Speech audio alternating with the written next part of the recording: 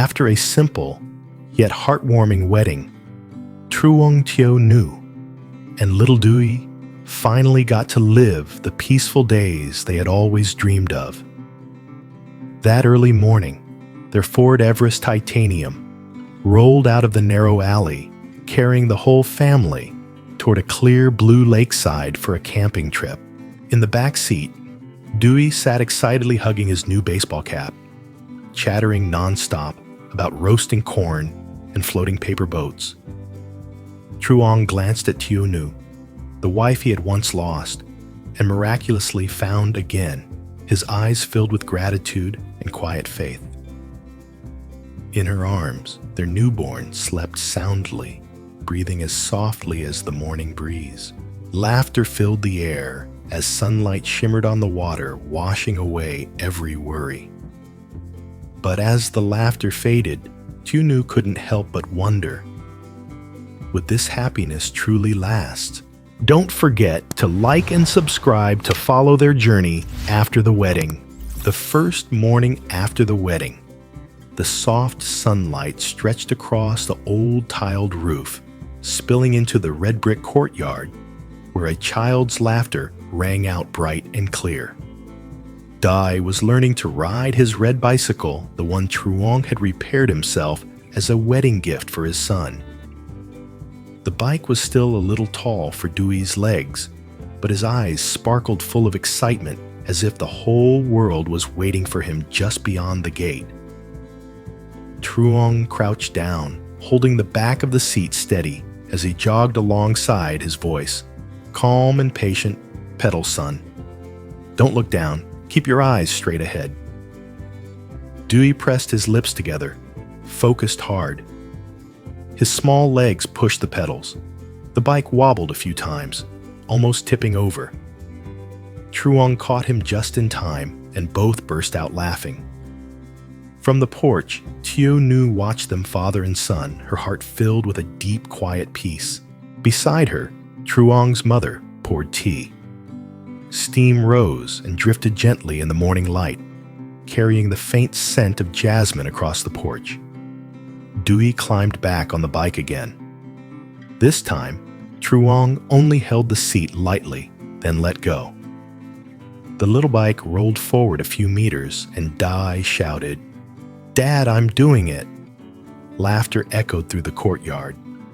Truong opened his arms as Dewey braked suddenly lost balance and fell right into them.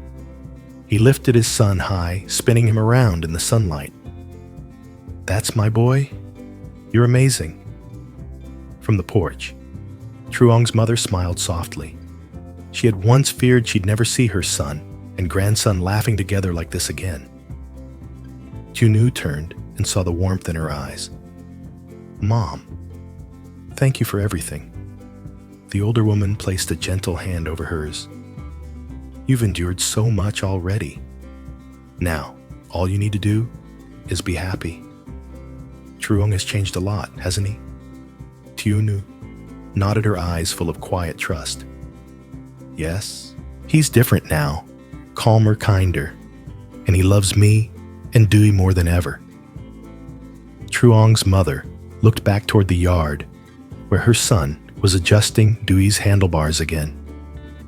"You two have been apart for so long," she said softly. "You should spend time together. Dewey's big enough now, I can watch him for a day. Go somewhere, breathe a little, and come back with lighter hearts." Tieu Nu smiled, touched. "You always think of us first, Mom." Her mother-in-law chuckled. "I just want peace for you both." At that moment, Dewey called out again, "Mom, look, I can ride by myself now." Truong ran beside him for a few steps, then stopped. The little red bike circled the courtyard, its wheels clicking cheerfully. Dewey pedaled a few more rounds, then braked and grinned wide under the sun. Tieu Nu clapped her hands, while Truong's mother simply smiled her heart at ease. When the sun climbed higher, Truong parked the bike by the wall and sat beside his wife and mother. Sweat glistened on his forehead, but his eyes shone bright. "Mom," he said, "I think tomorrow I'll take Nu and Dewey out for a little trip. It's been a while since we did something together." His mother nodded, her voice warm. "That's exactly what I was thinking. Go get some fresh air. I'll look after the house." Tieu looked at him and smiled. "Dewey will be over the moon when he hears that." Sure enough, Dewey jumped up. "I want to go to the lake and sail paper boats. Can I bring my bike too?" Their laughter rang out, mixing with the soft chime of the wind bells. The breeze lifted the hem of Tieu's aodai, her hair flowing gently in the sunlight. The courtyard filled with warmth, the scent of tea, the sound of joy, the glow of morning. By noon, Truong's mother gathered the teacups and stood to leave. She stroked Dewey's hair with affection. "You're such a good boy. Tomorrow ride even better for Grandma. Okay?" "Yes, Grandma." "You'll come watch me ride?" he asked eagerly. She laughed and nodded. Truong and Tieu walked her to the gate. Her figure slowly disappeared down the sunlit village path, leaving the three of them standing together in the yard. Truong placed a hand on his wife's shoulder, his voice gentle as the morning itself. "Mom's right. We should go somewhere, just the three of us." Tieu nodded, smiling. Dewey circled them with his little red bike, his laughter carried by the windlight as a quiet promise. From today on, everything begins again, simple, peaceful, and full of love.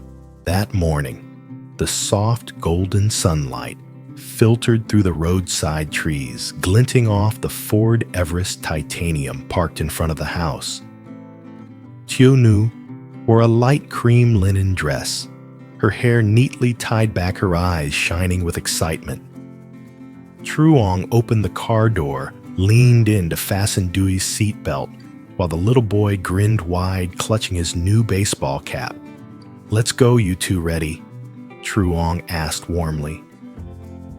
The car rolled slowly out of the narrow alley, heading toward the town market. The cool morning breeze slipped through the cracked window, carrying the scent of fields and fresh beetle flowers.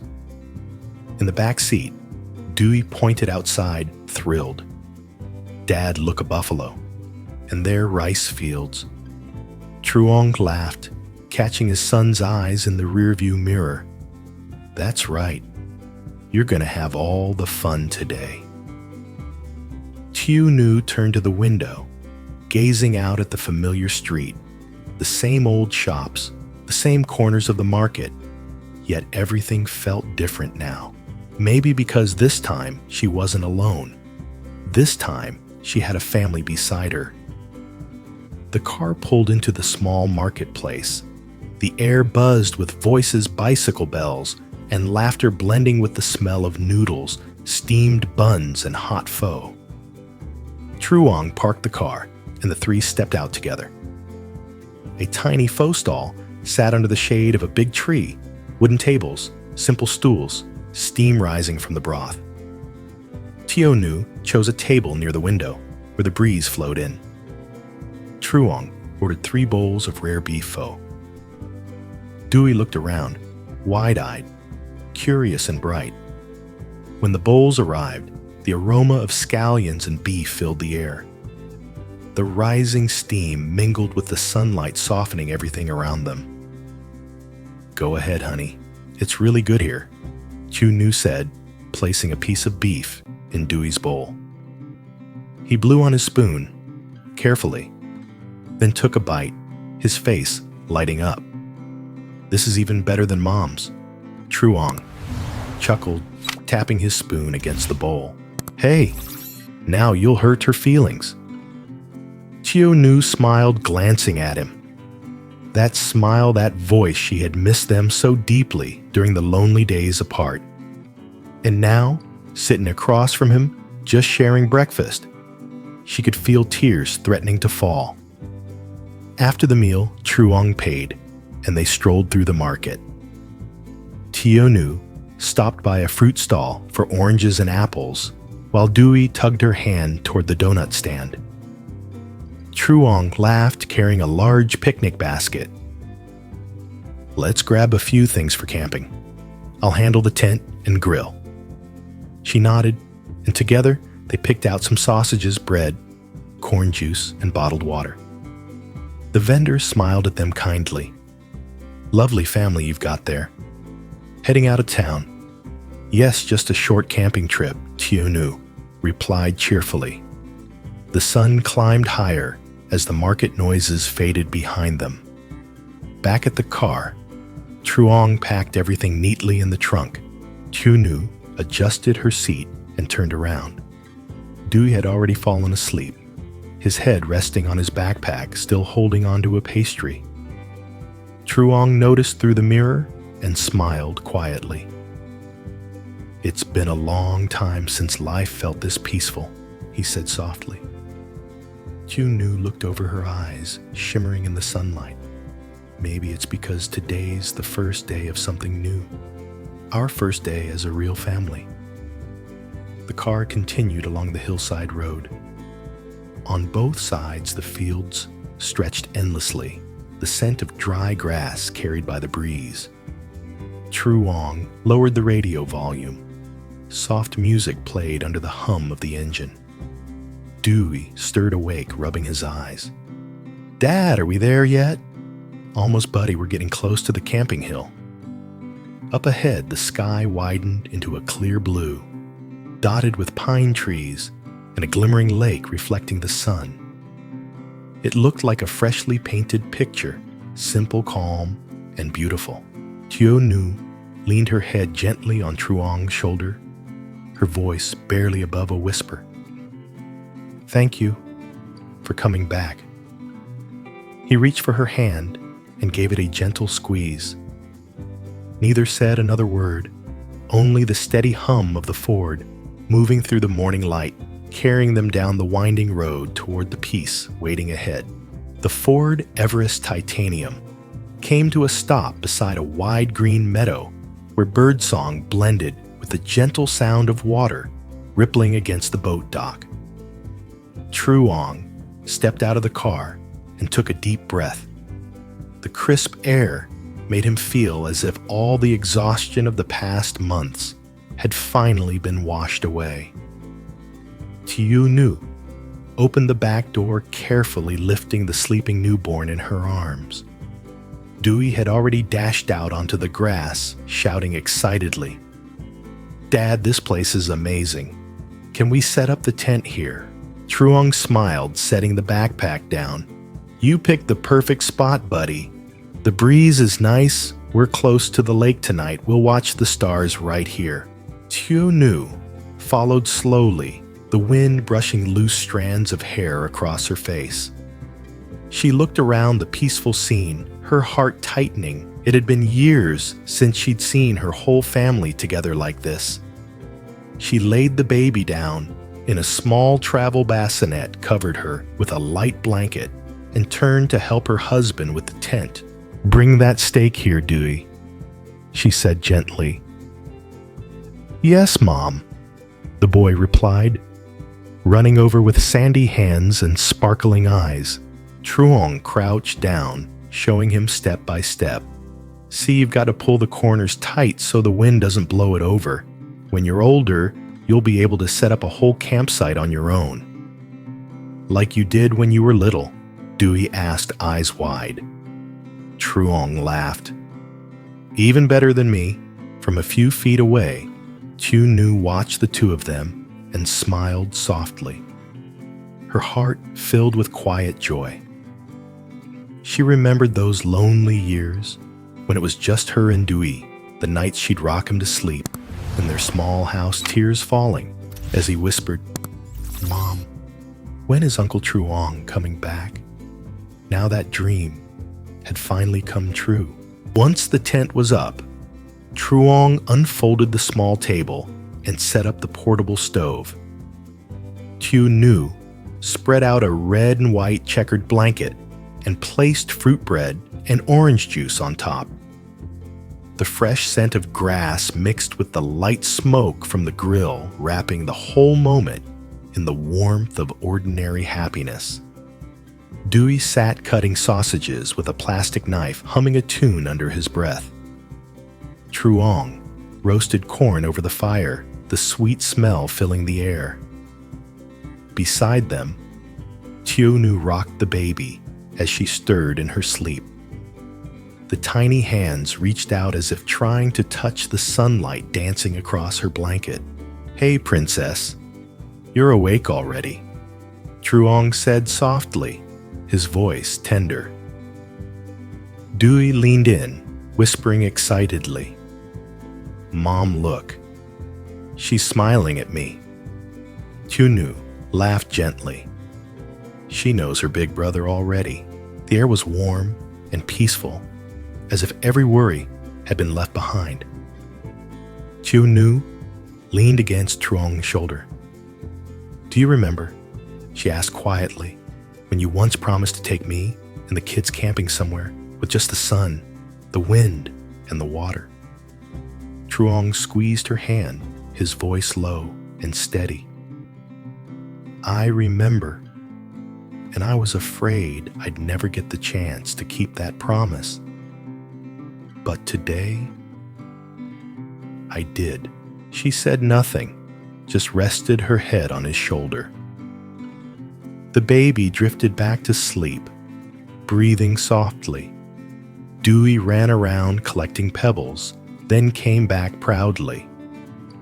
"Mom, look, I wrote family in the sand." They all looked down at the uneven letters and burst out laughing. Truong ruffled his son's hair. "It's perfect. And that's what we'll always be, a family together." Lunch was simple, but full of joy. Truong divided the corn.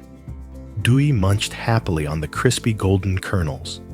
And Tieu fed her husband small bites with a smile. In the middle of nature, those little things felt so precious.